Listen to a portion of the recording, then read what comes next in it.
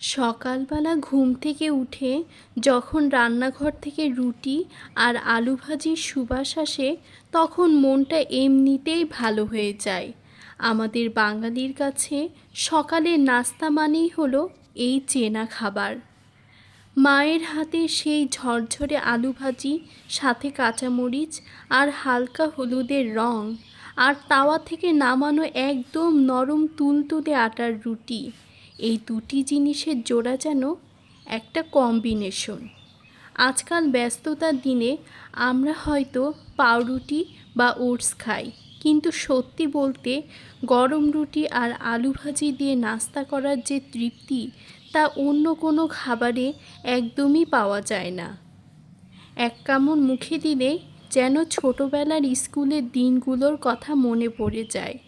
মা যখন তাড়াহুড়ো করে টিফিন বক্সে এই আলু ভাজি রুটি দিয়ে দিতেন, এই খাবার শুধু পেট ভরায় না, মনকেও ভালো করে দেয়। নাস্তা শেষে এক কাপ গরম চা হলে তো পুরো সকালটাই জমে যায়। আজকে সকালের নাস্তায় আপনারা কে কী রান্না করেছেন অবশ্যই কমেন্ট করে জানান। সবার দিনটি অনেক ভালো কাটুক। শুভ সকাল।